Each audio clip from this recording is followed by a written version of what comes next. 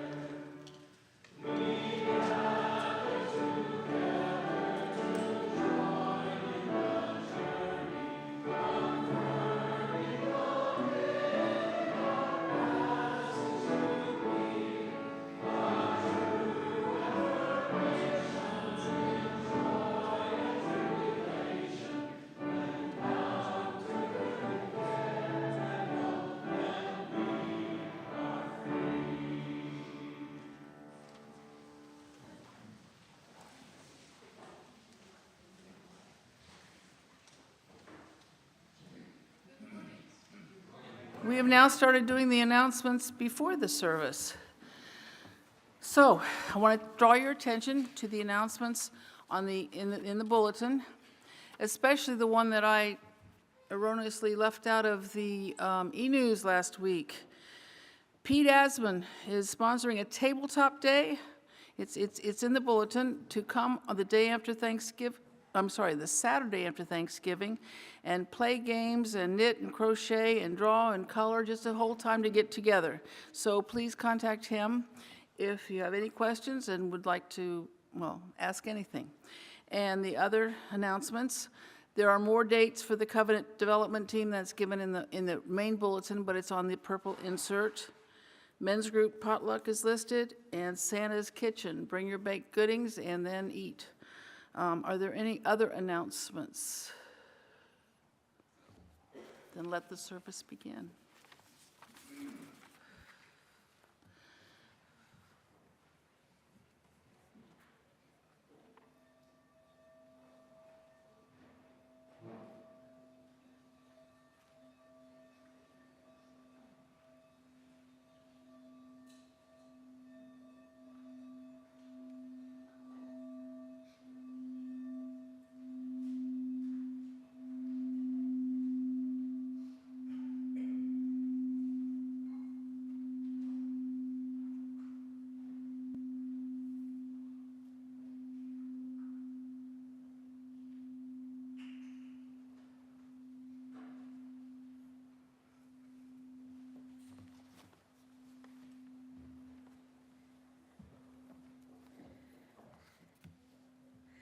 I invite you to join me in reciting our chalice lighting.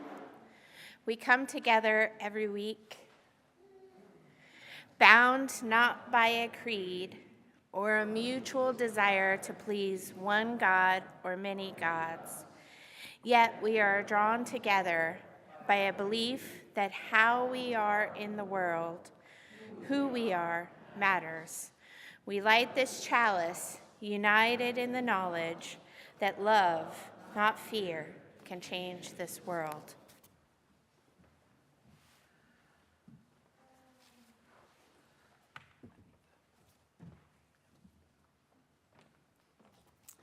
Welcome. Good morning. I'm Edie Holder, and it is my joy to welcome you to St. John's Unitarian Universalist Church. Here we are a community of love and courage, companions on the journey of life.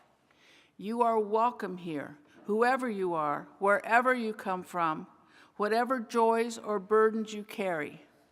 You are welcome here if you are certain or questioning, hopeful or heartbroken, grounded or searching. We honor the richness of our community's diversity, racial, cultural, economic, of age and ability, of gender identity and sexual orientation, of belief and doubt. Each of these is a gift that strengthens the whole. So the service today is about covenant. Making and then utilizing covenants is a long tradition in our church. When I taught religious exploration a while back, at the beginning of the church year, the kids would make a covenant or rules to live by. Suggestions ranged from no climbing in the cabinets, looking at you, high school class of 2003 when you were middle schoolers, to don't interrupt when someone else is speaking. There is much happening in the life of our congregation. You can learn more in your order of service, on the screens in the lobby, or in our fellowship hall. And particularly, if you are visiting us today and would like more information, please fill out one of our connection cards, the yellow or pink sheets in the seat in front of you. You can also fill it out if you'd like to let us know of an address change. For now, please take a moment to silence your cell phones, settle into this space, and know that you are truly welcome. And now we'll sing hymn number 1064, Blue Boat Home.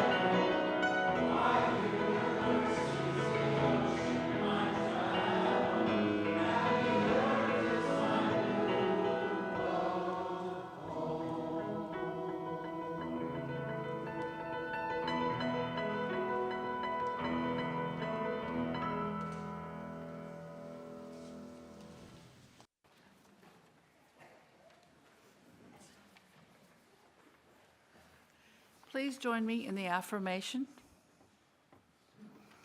This is the mission of our faith, to teach the fragile art of hospitality, to revere both the critical mind and the generous heart, to prove that diversity need not mean divisiveness, and to witness to all that we must hold the whole world in our hands.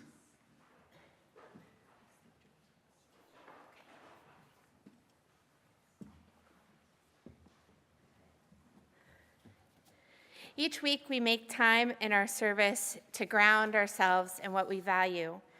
We celebrate and honor our community, sharing the joys and concerns that have come into our lives in the past week. Here at St. John's, we honor these joys and concerns by coming forward to place stones representing all that we carry into the sand that represents the many and unique parts of our beloved community. If you would like a joy or concern to be read, please leave them on the table. If you're joining us online, please enter them in chat.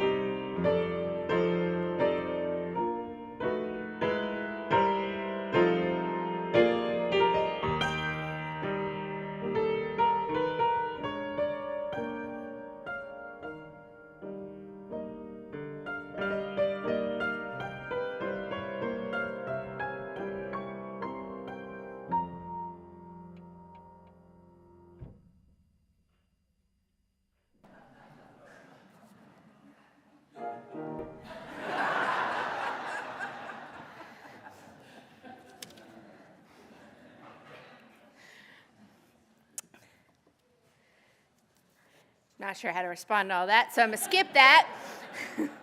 We have a couple of spoken joys to share today.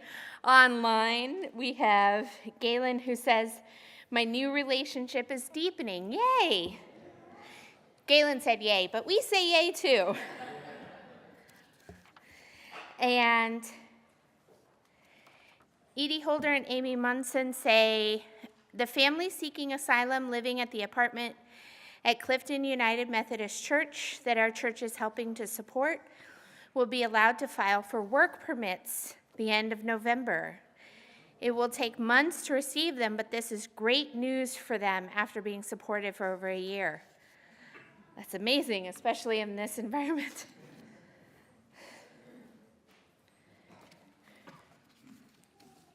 I invite you into a spirit of prayer meditation. We gather today holding the stories and bonds that connect our lives. We are grateful for the joys among us, the times of celebration, hope, and connection. We honor new and deepening relationships and unbelievably good news, and all the joys represented but not spoken. And we honor the ways people are coming together right now to celebrate one another, to provide generosity in times of need, humor in times of activism. May our joys remind us of our own resilience and inspire connection in our days. We also hold our concerns with care, the griefs we name, the struggles we lift up, and all the concerns represented but not spoken. We lift up those outside our walls, children hungry and scared in Gaza, people without enough food and support here in the U.S., people who are afraid because of the color of their skin or who they love. May they all feel our care along the interdependent web. We remember all the needs that remain unspoken and unexpressed. And may this beloved community continue to be one of care for each other and for those outside our walls, holding steadfast in love, generous in compassion, courageous in justice, and kind with ourselves. Spirit of life, be with us in our joys and concerns, and guide us further into love, connection, and community. Amen.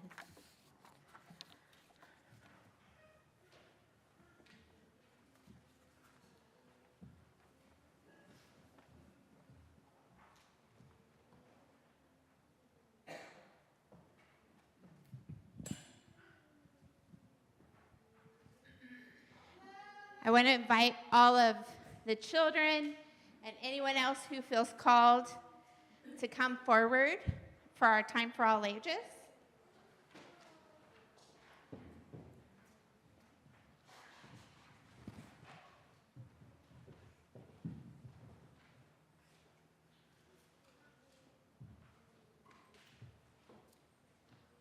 I know, it's sort of like, where do you sit?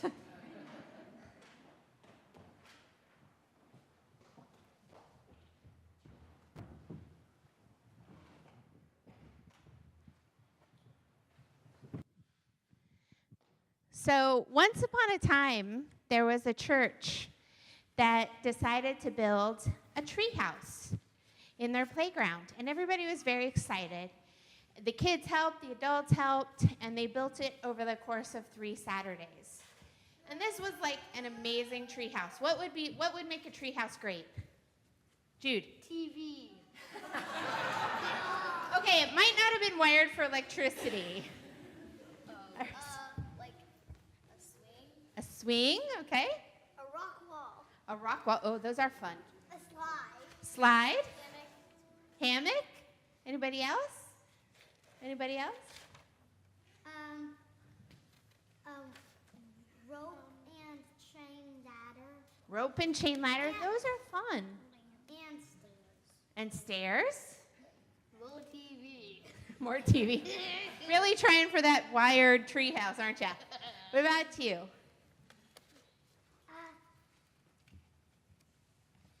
A swing inside Ooh, swing inside the treehouse. A bar to hang on. A bar to hang on. Okay, couple more. So maybe like a rope bridge or like some drawing materials and paper and stuff. A rope bridge. Snacks. Snacks. Okay, one more. One of you, both of you, go ahead. An automatic snack maker. A automatic snack maker. A rope bridge that would lead to another treehouse. Ooh. Okay, so this was the most amazing treehouse. It had most of those things and maybe electricity. You know, I mean, An automatic snack maker. and all of the kids in the church wanted to play with it. The youngest kids and the oldest kids and the adults kind of did too, but they weren't allowed. I have a 4-year-old. I know the feeling. And pretty soon there started to be some disagreements. Like people would want to play in a certain way. The young kids would want to run and climb up the tree ladder, and the older kids would want to do something else at the same time. And so there started to be some conflict. And the adults, as adults can be prone to do, they tried to figure out how to fix this. And so the grown-ups were all like, maybe we should say no playing on the treehouse until the kids could cooperate. Does that sound like a good idea? No. No.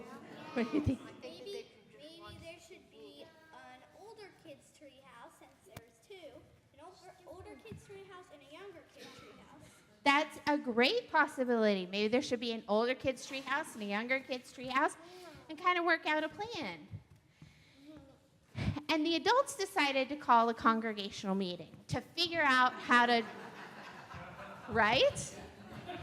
You all recognize you using this story. To figure out how to resolve this problem. What policies should they pass? What should they do? And during the congregational meeting, somebody looked outside. And you know what the kids were doing? They were having their own meeting. They remembered covenants from their RE class.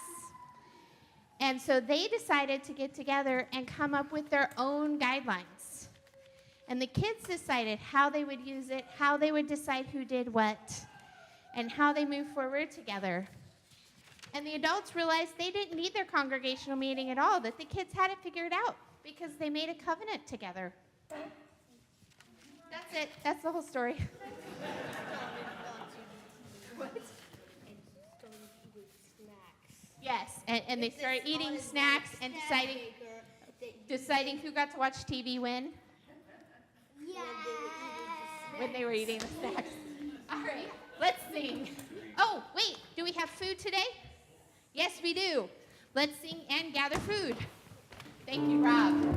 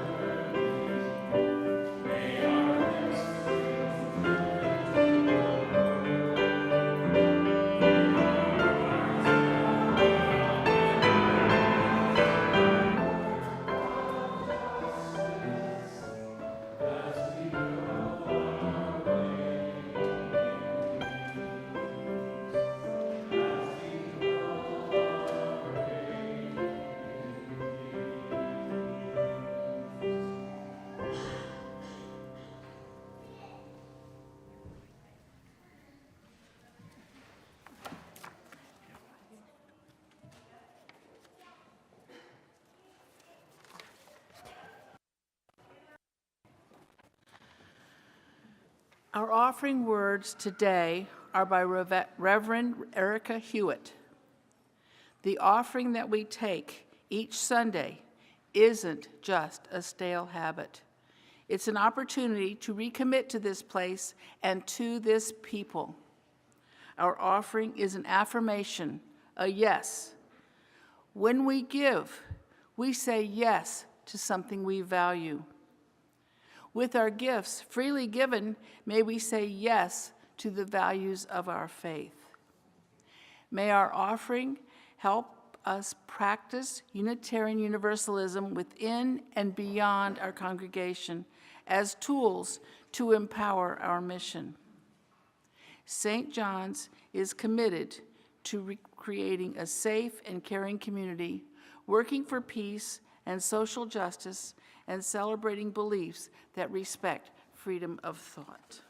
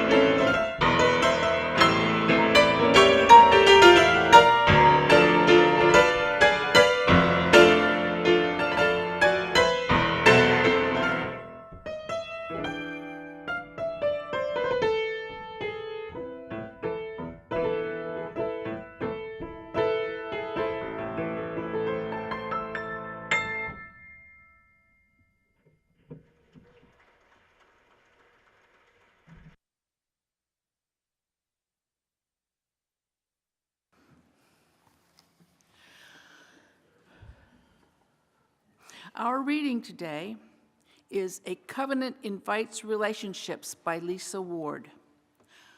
A covenant is not a definition of a relationship. It is the framework for our relating. A covenant leaves room for chance and change. It is humble toward evolution. It claims, I will abide with you in this common endeavor, be present as best I can in our becoming. This calls for a level of trust, courage, and sacrifice that needs to be nurtured, renewed, and affirmed on a regular basis. A creed creates a static truth, something that does not incorporate new insights and realities. A covenant is a dance of co-creation, keeping in step with one another in the flow of our lives. A creed seeks uniformity and a unison voice. A covenant seeks harmony and a shared voice. Sometimes we may arrive at a unison, but it is not required. A creed gives authority to the statement. A covenant gives authority to shared intention. A creed creates an us and a them. A covenant invites relationship. A creed is a prescription that must be relied on. A covenant relies on the treasures of shared truth. The overall trust within this covenant is in the truth with a capital T. Something which no one person can fully see, yet something which each and every person can come to know. In glimpses, in another story, in epiphanies. Truth is ever changing in our seeking to understand because of our limited perspectives. We grow into a deeper sense of the meaning of all things when we take our journey seriously with full heart and mind. The courage within this covenant is in the acceptance and celebration of life, with all of its challenges, pain, ironies, and joys. And the sacrifice within this covenant is in the letting go of dogma, of assumptions, of control, and giving over to a greater wisdom which comes to us in bits and pieces. The task of this covenant is to take responsibility for the freedom we espouse. We know that we are interconnected and that what we do creates ripples of hope or despair, creates of affirmation or negation. What we do with and for one another is powerful and beyond our imagining.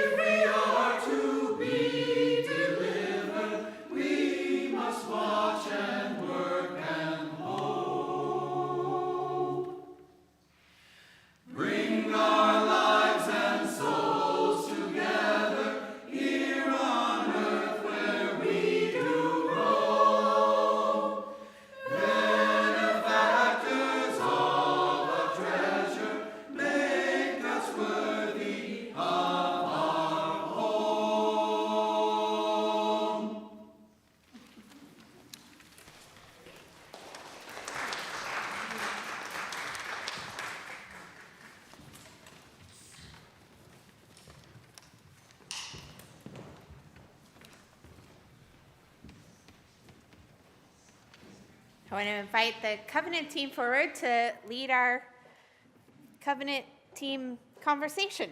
Good morning. I'm Melissa Rowland, and I am on the covenant team. Let's see. Whoops.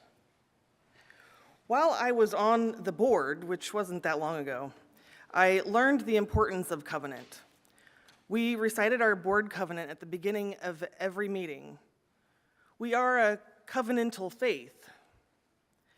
With this in mind, we created a covenant development team and began the process of creating a congregational covenant and right relations team. These will help us navigate more gracefully through conflict and to strive to our beloved community. We had our first service on covenant last January. Who remembers the service with the Duplos? Raise your hand, anybody? Yep. There's a few. They're a toy that looks like a Lego, but is bigger and safer for young children. Everyone got a Duplo and a piece of paper. You were asked to add your thoughts to our covenant on the paper, and then we made a communal Duplo creation as everyone brought their contributions up to the front.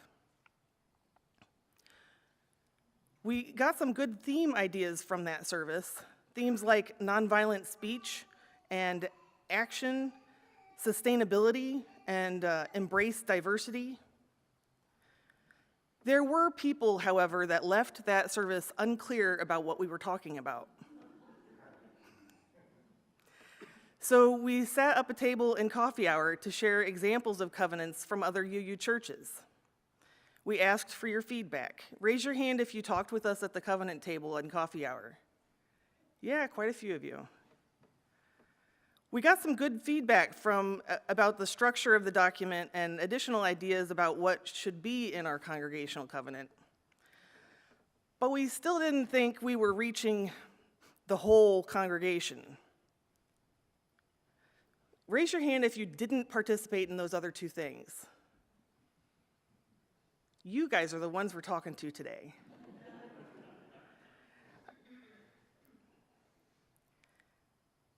We began collaborating with First Church.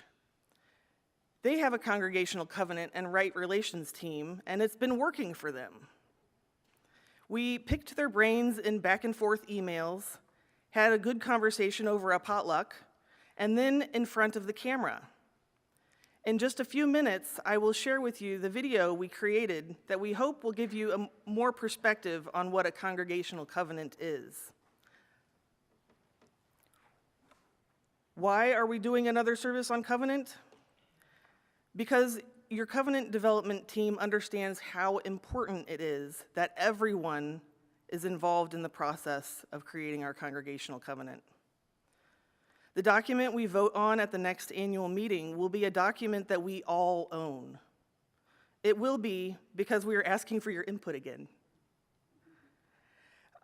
If you didn't understand what we were talking about before, but you understand now, we want to hear from you. If you understand better now, we want to hear from you. If you understood all along but gained new insights, we want to hear from you too. If you don't understand by the end of the service, come talk to us. But before we get to your feedback, we have a bit more to share with you. If you could start the video. It's about 5 to 6 minutes long. Two Unitarian Universalist churches. First Church has a congregational covenant, while St. John's is working towards their own.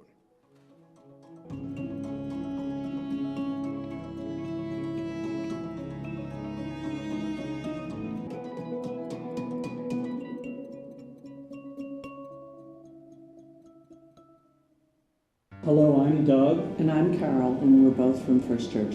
I'm Barbara from First Church. I'm Erica from St. John's. I'm Bill. And I'm Melissa. And we're parts of a covenant development team for St. John's.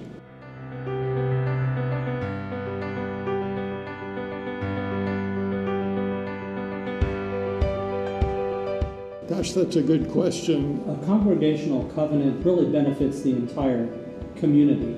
It teaches us how to be together. I see the covenant as getting folks headed in the same direction. We were looking at something that expresses our desire for the way we want to be together. In my mind, the covenant is an attempt to create a common vision, to define our common vision. How we want to be together, and so everybody benefits. I think even the community at large might benefit from a congregational covenant. It helps me to define my part in it. Why am I in this community? The more closely that we can work together and strive for that beloved community, the better we are going to be to each other and to the people around us in our day-to-day lives. And this helps me understand why I'm a part of this and how my being a part of it is relevant to the whole community. Everyone will benefit from a congregational covenant.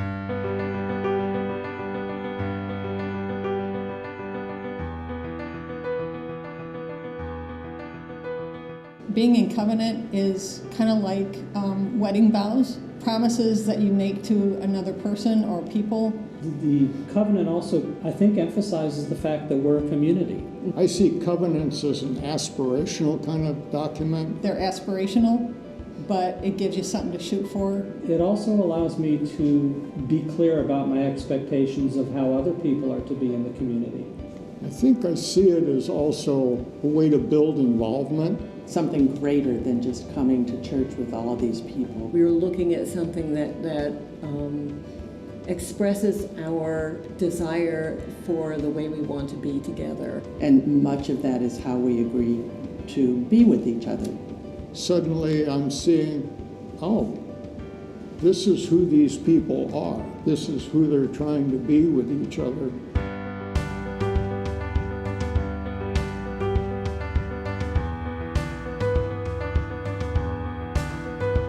Keeping the covenant relevant, I think it has to come from the congregation. At First Church, the ideal is to review covenant before, like say, before a board meeting or from the pulpit. It is really important, I think, for a congregational covenant to be the whole congregation coming up with a covenant. That the congregation is the place where you'll get that feedback.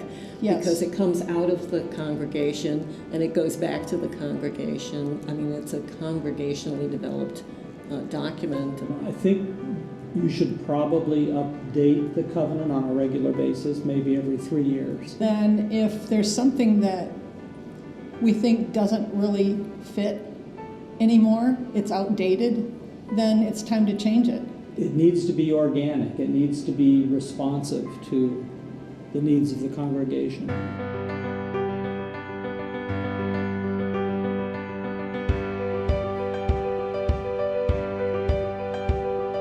At First Church, I think it has brought us closer together. There seems to be a little bit more cohesion and a little bit more comfort. In my previous church, we developed a covenant, and it did help us to come together. It helped us actually through a kind of a crisis that didn't turn into something that exploded the church. I think it changed the way I saw myself in the community. I felt very strongly about the value of a covenant in helping us to navigate conflict. The community has come to mean something different to me in terms of the trusting, empowering, caring, being a part of something. We're all taking a look at who we want to be and then make this promise to each other. And it's a reminder of who we want to be, how we want to treat each other. And that kind of excites me, actually, to have something like that for a congregation. That's something I can lean into, something I know I can't live up to it, but I want to have something to shoot at for how am I going to be. The covenant to me, and possibly to many people in our congregation, has made them look at themselves as a contributing member to the Yes, community. very much so. And in that sense, it's made me feel more like a participant, an active participant, and I think that's hopefully what we get out of the covenant.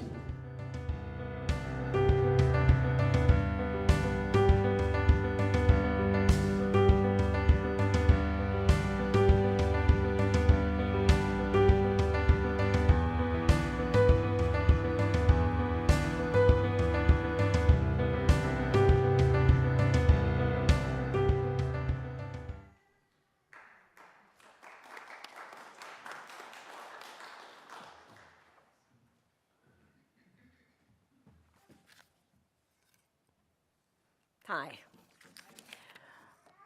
So you're going to get my spiel now. As a congregation, we will be engaged for the next half year in developing together a covenant of right relations that we will vote on adopting at our annual meeting in June. The process necessarily involves gathering as much feedback as possible from you, the congregation, in the meantime. Please note all the dates for Zoom discussions in your order of service. This purple sheet is really important, and I hope you will all take it with you. It also has the questions we want you to think about. And if you think of other questions that would be good, answer those too. But the we have 3 additional dates in addition to the 2 that you already know about. So December 7, December 8, and December 12, and just make a note of those and see which one you can attend. So also make plans to attend the big conversation, which is scheduled now for January 25, after which the team will develop a draft for your comments and suggestions. We will incorporate that round of suggestions into a final draft to be voted on by you at the annual meeting. In the end, the covenant will be a communally developed document that can guide us as we navigate the joys and challenges we will face together in the years ahead. Reverend Jenn, Monica, and I attended a UUA workshop on embracing change last weekend. One of the presenters, the Reverend Gracen Haley from Foothills Unitarian Church in Fort Collins, Colorado, spoke of covenant in the context of change as both the path and the destination. It's how we get there, and it's where we're going. A covenant is not a set of rules. A covenant should be a North Star that guides us toward living our values, toward building and maintaining our own beloved community. Or, in the language of our presentation here, a beacon calling us to our best selves. The covenant should ideally outline the ways we treat and interact with each other, co-creating a community where we collectively honor each other and the values and principles we all share as you use. The key word here is ideally.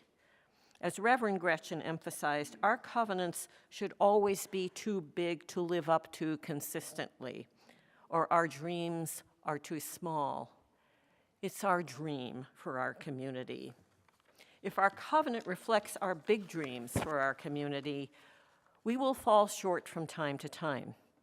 Therefore, we will need to build into the covenant ways to repair and recommit, ways to acknowledge falling short and find forgiveness and reconciliation, and to continue together the work of building a community that puts love at the center. So think about that too. What are some ways we can build reconciliation into our covenant? Are there rituals that can help us do this? Are there questions we can ask ourselves that will help us build bridges across our differences? We want you to engage in these questions over the next several weeks, and please, please attend one or more of the Zoom conversations. Please pull out this purple insert in your order of service again and take it home with you to take a look at and to think about and to plan when you are going to be attending a Zoom discussion.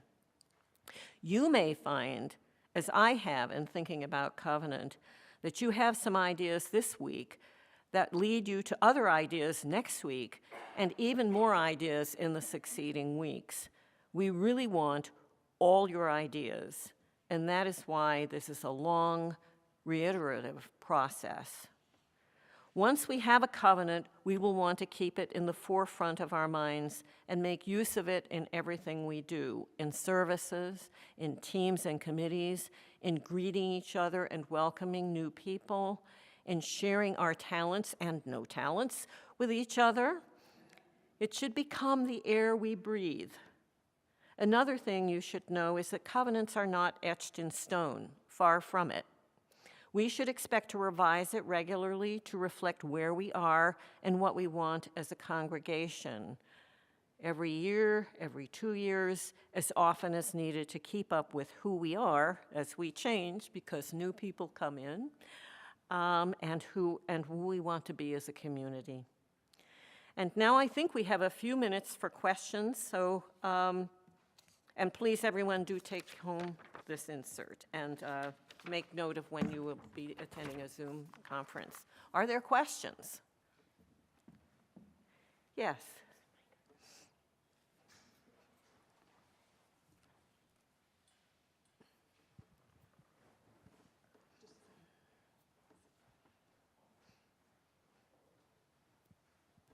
I was thinking of the people who are at home watching, and I was wondering if you could announce the dates also for them. They get a copy of the order of service. They do get a copy of the order of service. Okay, good. That's good.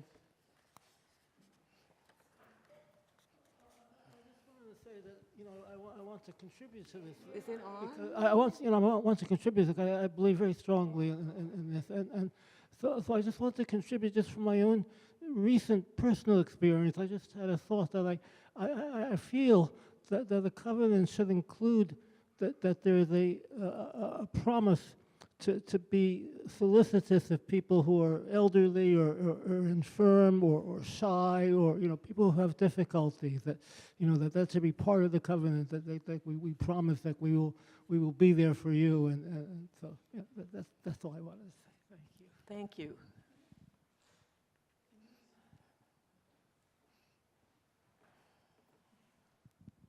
Thank you. I think, Erica, that you're saying that you would like people to feel free to come to more than one of the Zoom meetings. Absolutely. I mean, you may get more ideas from other people who are at the meetings. You may have more ideas in the meantime. So, make an attempt to do like at least one and more than one if you feel like contributing some more. We may add to the number of Zoom meetings that we're having if turnout is interested. We want to make sure that everyone has an opportunity to participate. Hold on just a second. Who's over here?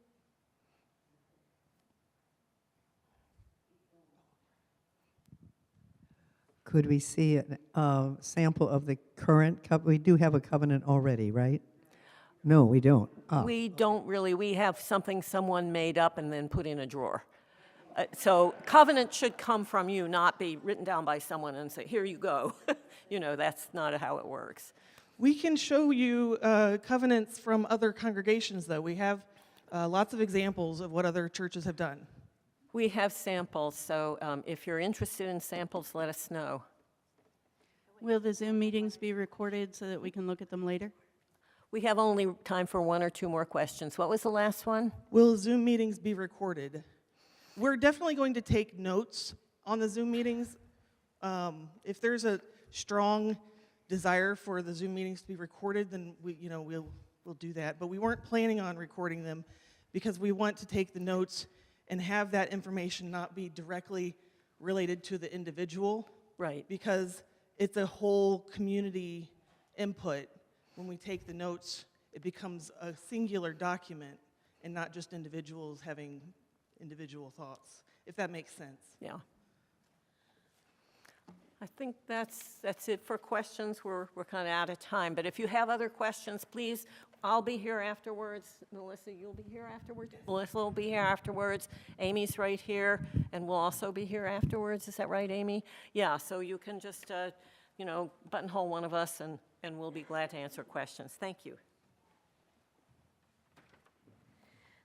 All right. Before I invite you into greeting your neighbor, I wanted to let you know that there is going to be a Thanksgiving meal here. Like, believe it's a potluck.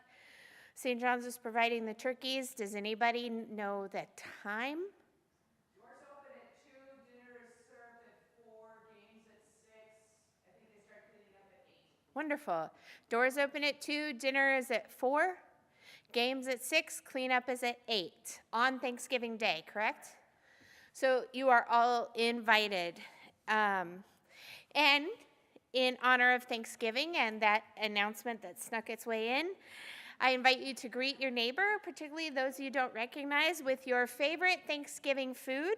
Bonus points if it's that canned cranberry sauce that holds the shape of the can.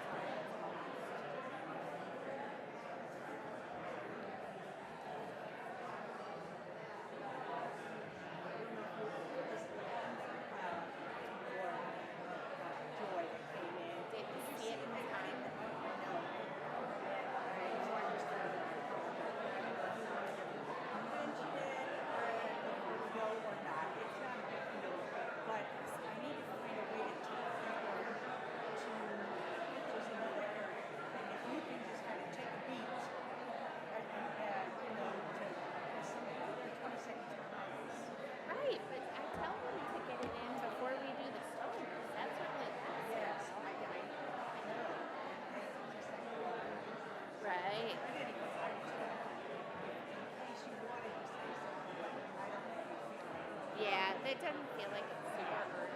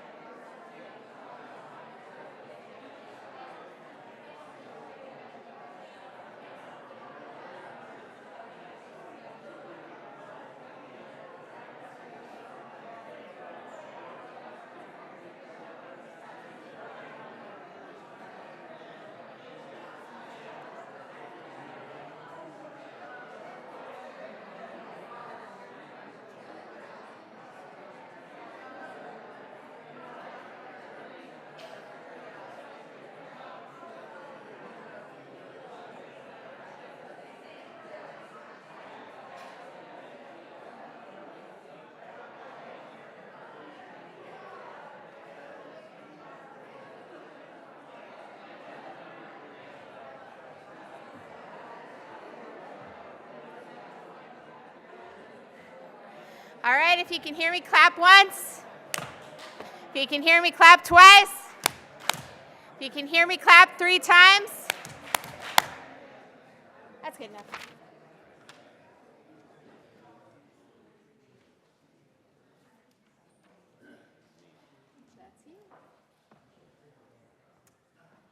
We're going to sing our closing hymn, 1028, The Fire of Commitment. Please rise, embody your spirit.